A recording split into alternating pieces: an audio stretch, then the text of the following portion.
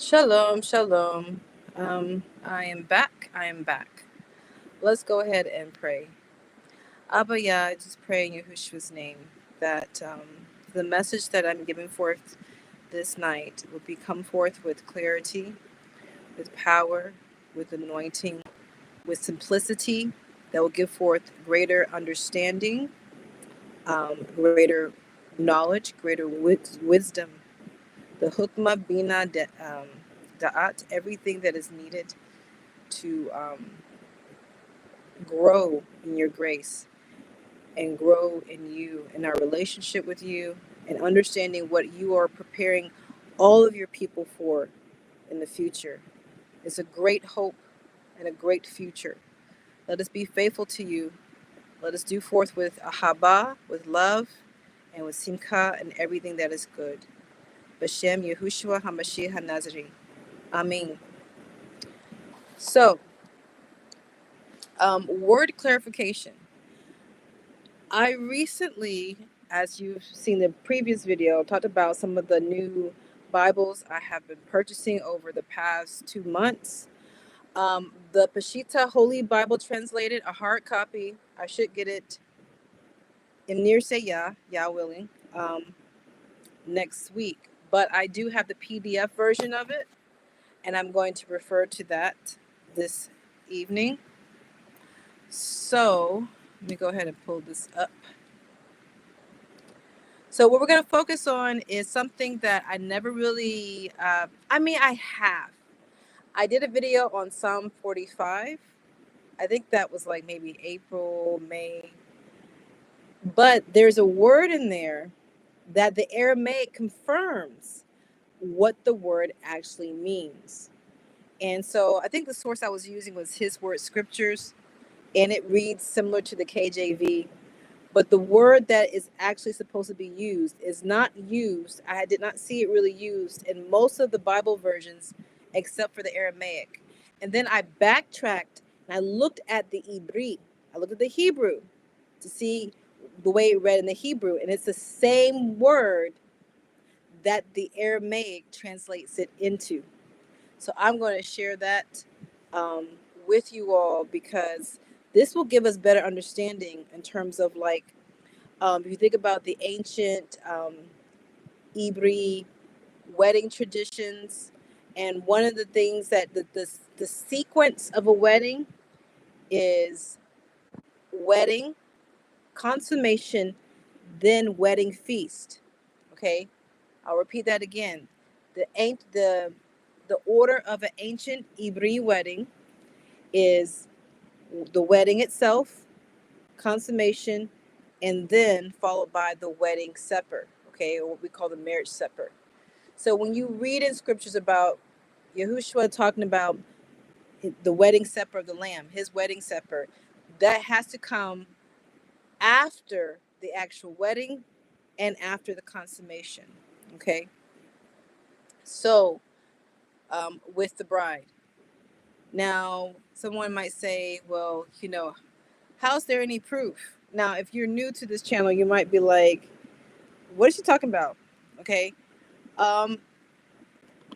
The translations have been, because of the sources, the way things were translated into the Greek have been altered. I want to just lay a quick foundation with you from the New Testament, and I'm going to go to Matthew 25. So I'm going to pull it up on my PDF. Okay. Okay, Matthew 25. Just give me one moment. The book of Matthew. Focus me on this. Okay. So if you go, what? What? Isn't the church the bride of Messiah? Well, as I've mentioned in my previous video, I've always had in the back of my mind, like, that the bride of Messiah was what I was told by the pastors, right? But as time went by, and I started, especially when I started learning the Ibri, that really was a game changer, okay?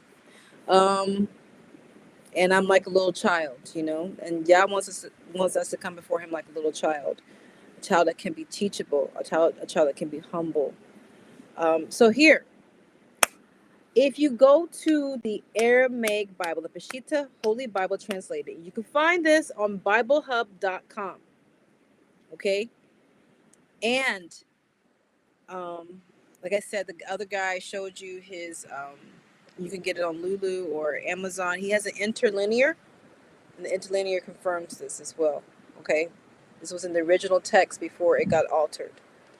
Okay, then the kingdom. Okay, so I'm reading from Matthew chapter 21. I mean, not 21.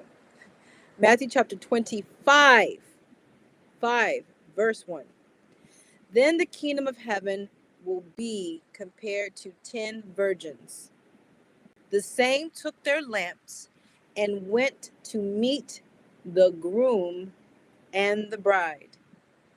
Listen to that again. Then the kingdom of heaven will be compared to 10 virgins. The same took their lamps and went to meet the groom and the bride. Okay? So we know who the bridegroom is. We know who the groom is. Right? All right. So, but see, this is mentioning something different. What you typically read in your scriptures, it always talks about, it'll not mention anything about the bride. It'll just say the 10 virgins. And so, I grew up and in my walk thinking that the 10 virgins were, encompassing the bride, and that 5 were fit, 5 were wise, and 5 were foolish. And as you can see here, the original text, the authentic original Aramaic New Testament, shows that the 10 virgins go out to meet the groom and the bride. Okay, so I want to establish that. And I talk about that Psalm 45 elaborates on the king, who is the groom, and the bride, who becomes the queen. Okay, so let's turn to now Psalm 45. Okay, and take the time, if you need to go and listen to the other videos. So what we're going to look at here, as I was saying, now we can look at Psalm 45. So I'm going to go over to Psalm 45. Okay. Now, this is very important. Once again, if you're using the Aramaic, the Peshitta Holy Bible Translated, or you can use the Lamsa Bible. It reads similar, but a little bit different, okay? But I have the interlinear, and I also have the Ibri. Obviously, the Old Testament was mostly written in Ibri with a little bit of Aramaic in between, okay? So Psalm 45. Now I did a whole video breaking this down, okay? But I want to read it the way it sounds in the Aramaic, okay? Translate it from the Aramaic into the English. I'm just going to go ahead and read through it all. And then you can compare what you hear with,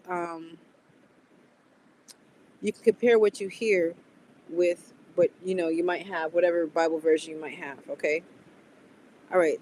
And then you can also look at the Ibri, obviously. Okay, here we go. My heart brings forth good accounts and tells the deeds of the king.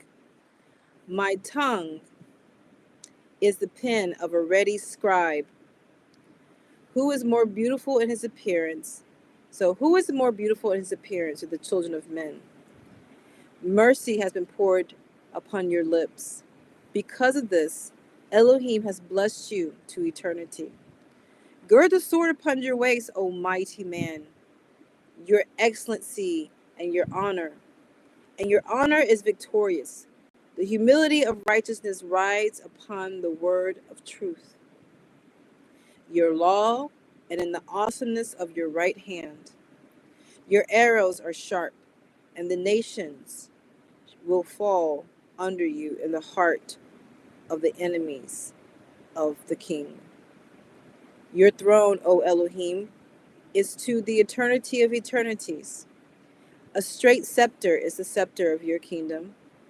You have loved righteousness, and you have hated evil.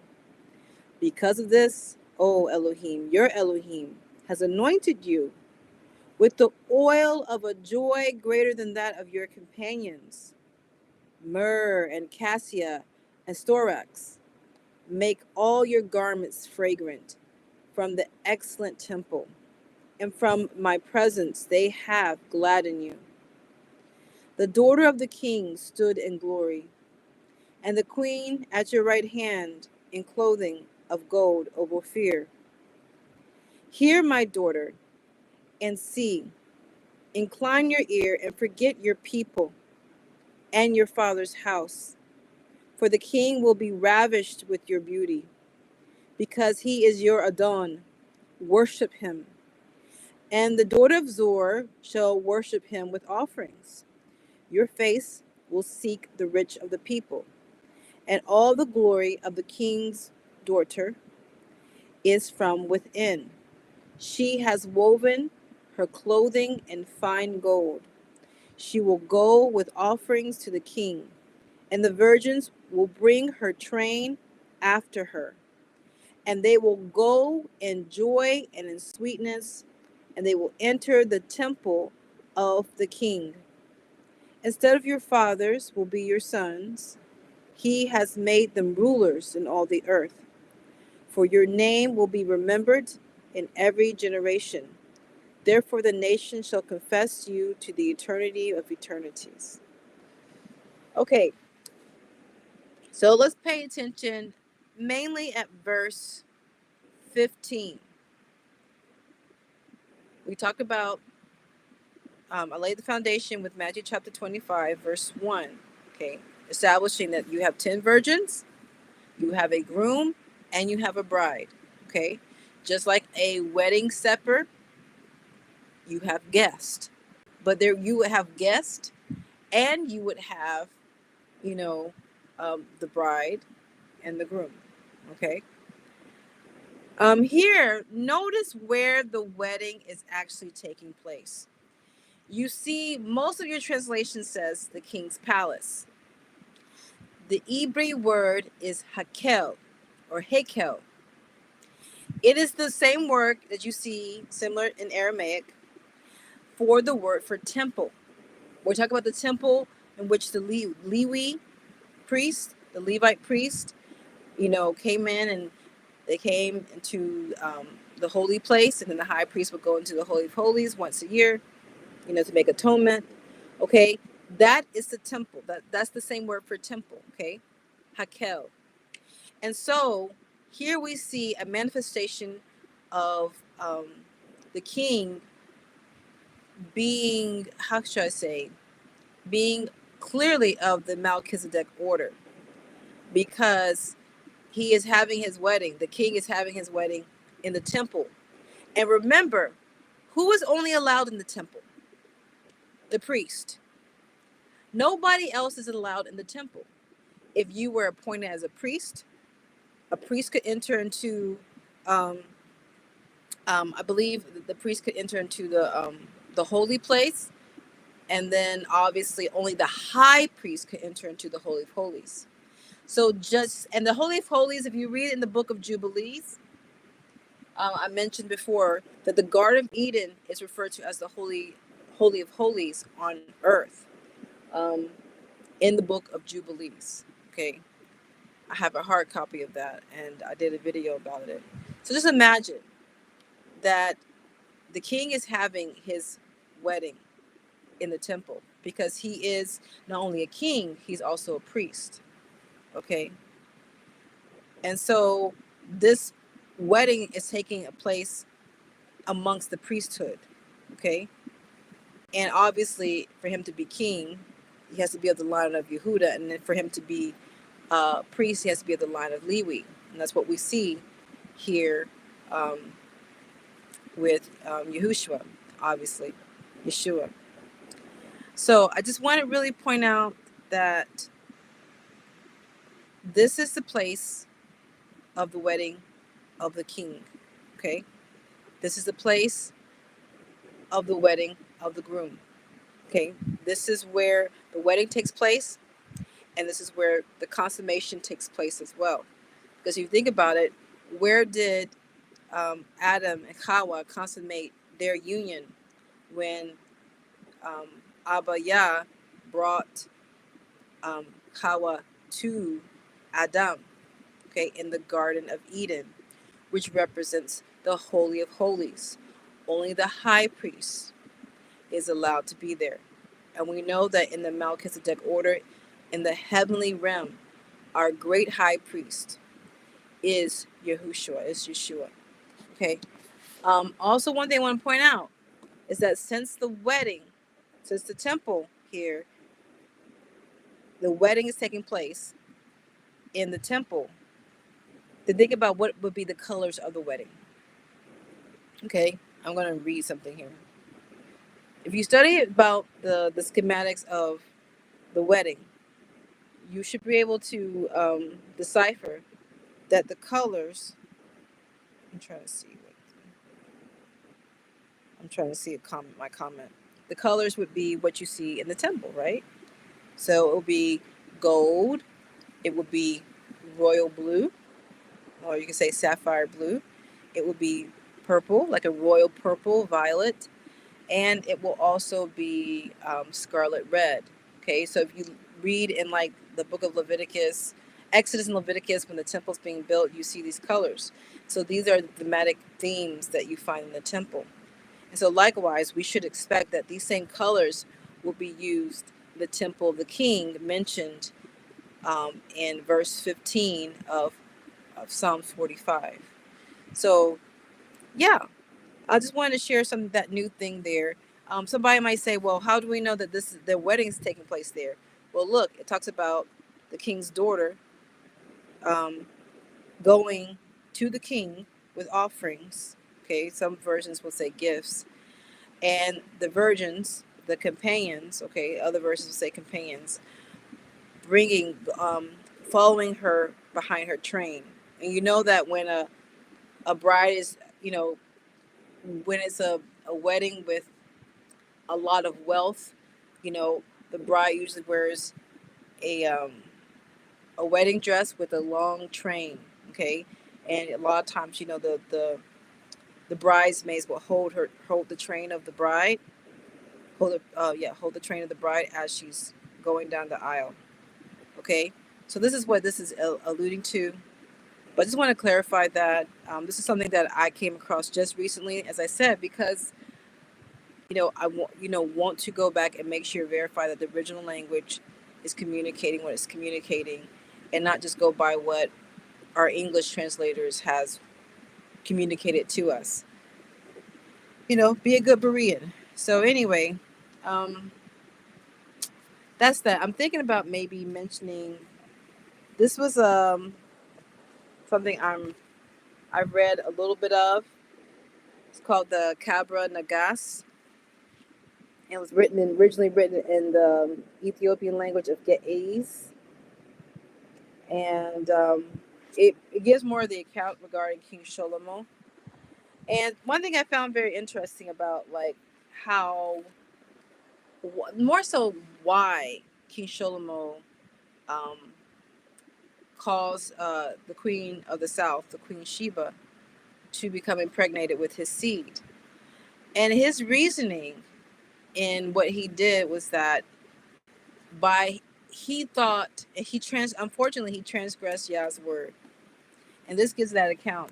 But he thought that he could, spread his seed throughout multiple women of various nations, and that way take over the world. Okay, he understood the concept of bearing heirs, male heirs, that would have power to take over the world. But he didn't realize that that prophecy, and I broke it down in another video, is specifically reserved for the Messiah himself, as is decoded in the Ibri.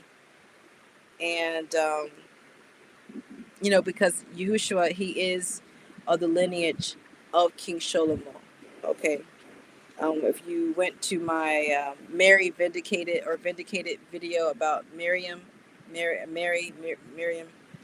you would understand that the true lineage is in Matthew chapter 1, his lineage from his mother. Okay. And yeah. So anyway, unfortunately, that what happened to King Shlomo, it led to his spiritual demise and the demise of the nation, because even though he had Yah's wisdom, he leaned on his own understanding instead of realizing that it wasn't his work for him to, spread his seed to every woman of different nations so that he could take over the world. It completely backfired. But that's still going to happen, as you can see here in Psalm 45. It reads after the wedding, obviously, after the king's daughter and the virgins go into the temple of the king, okay, with joy and sweetness. That verse 16 says, instead of your fathers will be your sons. He has made them rulers in all the earth. So when this kingdom marriage union occurs, it's going to result in offspring, seeds, princes, who will become rulers over all the earth. They will rule over the earth. Messiah's heirs will rule over the earth. And that's how he will obviously maintain, power over the earth in that day. Okay, so anyway, that's pretty much it. And if I come across anything else interesting in terms of that Yah reveals to me over time that I think will be helpful in studying the word, then I will bring it up. But I can tell I'm sleepy right now. So anyway, with that, I say shalom, shalom, and shalom. Shalom.